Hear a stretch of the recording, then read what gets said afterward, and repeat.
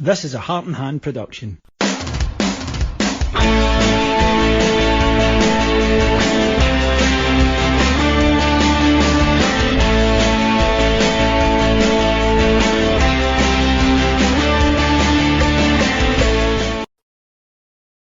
Hello and welcome back to Heart and Hand. This is the Scout Report and I'm back once again with another report for another new Rangers player, hopefully. As things stand, Danilo is very, very heavily linked with Rangers. We believe fees have been agreed and it's just a matter of time. But we have been here before a couple of times, so we'll wait and see how things go. But we are here to talk about all things Danilo. And with me, I've got Dennis. Dennis, would you like to introduce yourself to our listeners and subscribers? Yeah, sure. I work for the regional broadcaster Rijnmond. It's the broadcaster in the Netherlands for the big Rotterdam area. And the biggest football team in that area is Feyenoord. And I do the commentary on the radio for every match they have. And we have a talk show 2 times a week mostly about Feyenoord. So I know a thing or two about Danilo. Perfect. That's exactly what we want. So obviously, first things first, fantastic season last season for Feyenoord. You must have been very happy how things went. Yeah, that was fun. It was fun to watch Feyenoord because they also played in a way that we haven't seen Feyenoord play in a while. It all changed when Arne Slot joined Feyenoord the season before that, when Feyenoord reached the final of the Conference League. And last season, of course, many players left. Many new players arrived, including Danilo. And suddenly Feyenoord were on top of the league and stayed on top of the league. So like I said, obviously there's another, we were talking off air and there's a subplot here in that Cyriel Dessers played for you the season before and got to the Conference League final, etc. And then almost he left, and it feels like from our point of view that Danilo came in as a replacement there. How was that taken, I guess, within Feyenoord fan base? How was Dessers viewed and Danilo coming in? Was that a positive? What was the reaction there?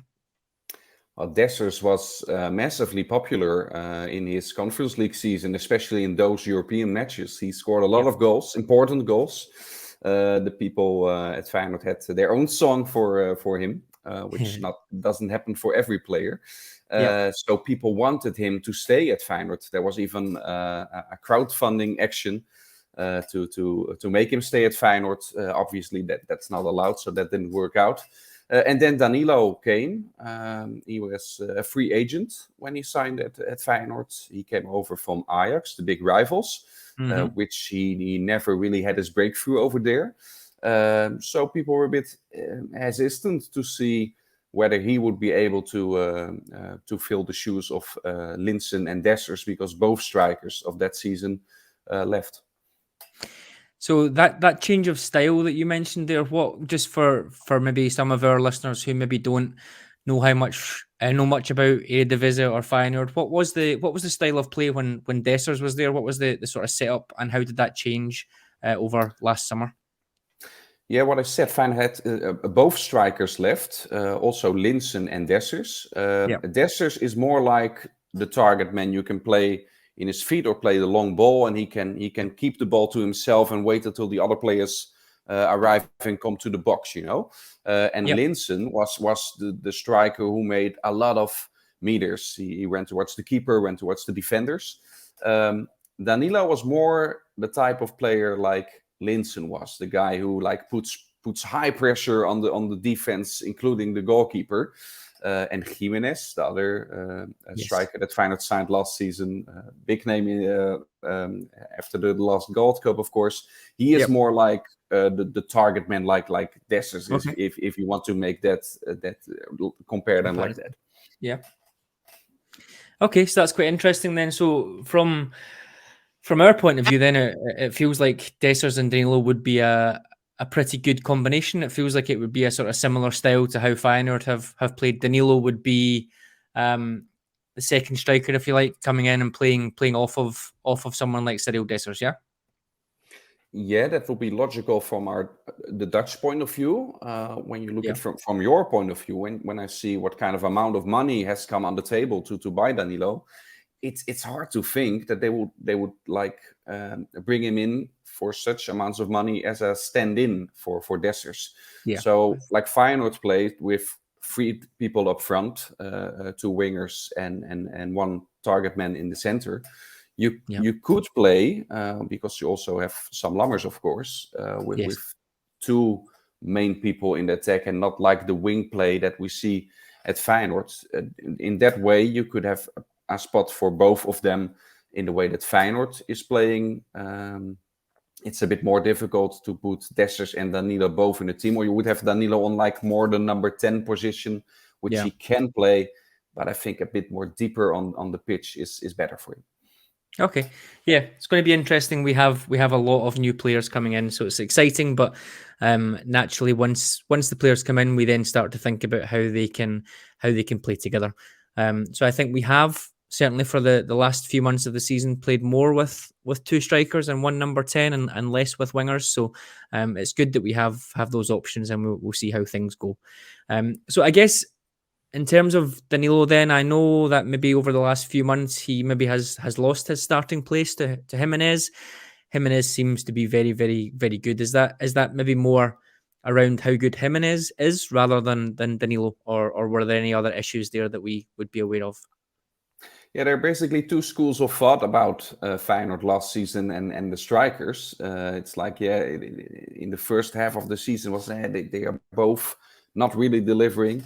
And on the other hand, there are people who say, they are both delivering, and it was a hard choice to make for the manager.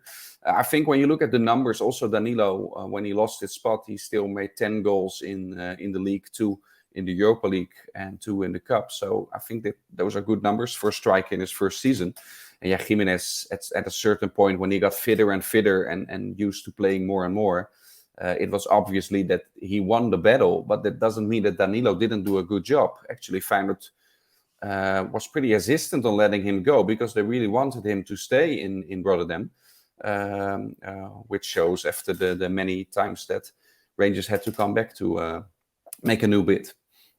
Yeah, it seems like a bit of a saga there. I know that we have been rumoured for maybe 4 weeks now. I think the name appeared maybe about a month ago, and it was interesting. I think from Rangers' point of view, Cyriel Dessers was obviously the number 1 target. We are a little surprised that both players are being signed, I guess, at the same time for that amount of money. We didn't expect that at all, but it's good news. Where does this leave Feyenoord then? I assume some of the delay might have been to get a replacement in as well. How big a loss do you think Danilo would be to Feyenoord? It is a loss, and Feyenoord will definitely go and look for a replacement themselves. A couple of names are being mentioned already, and I think Feyenoord has the money now to get a new player. They also want a new winger, so Feyenoord is also busy on the market for signing new players, and they will definitely they definitely need a replacement, because otherwise they only have Jimenez left as a striker. And since Feyenoord will be entering the Champions League, I think only 1 striker is not going to do it. No, absolutely not.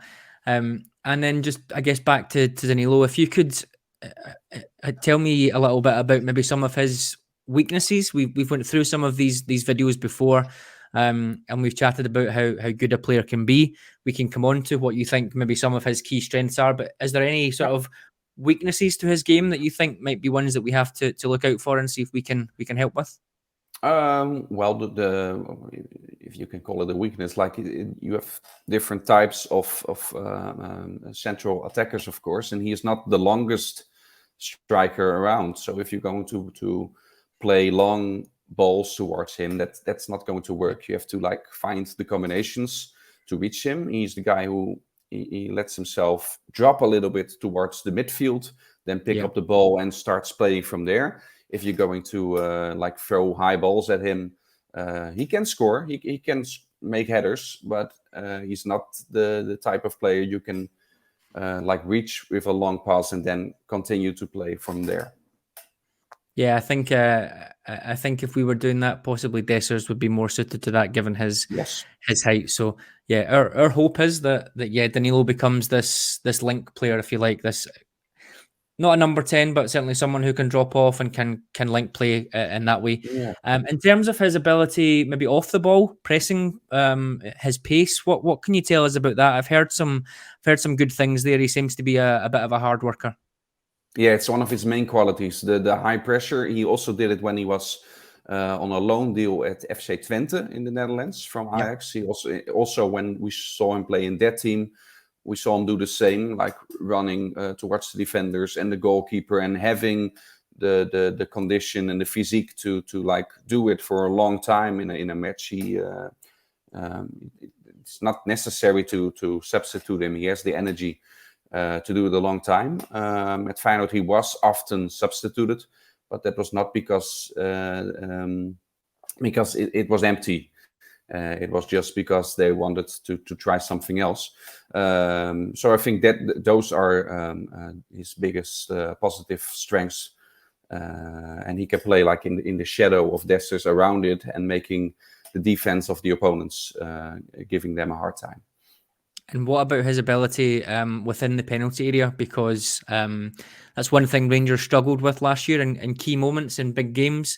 We found ourselves maybe without a centre forward who would score goals. Obviously, we hope Cyriel Dessers can do that as well. But in terms of Danilo, how is he within the box? Is he maybe a clinical striker? Is he someone that takes lots of shots to get his goals? How does he play within the penalty area?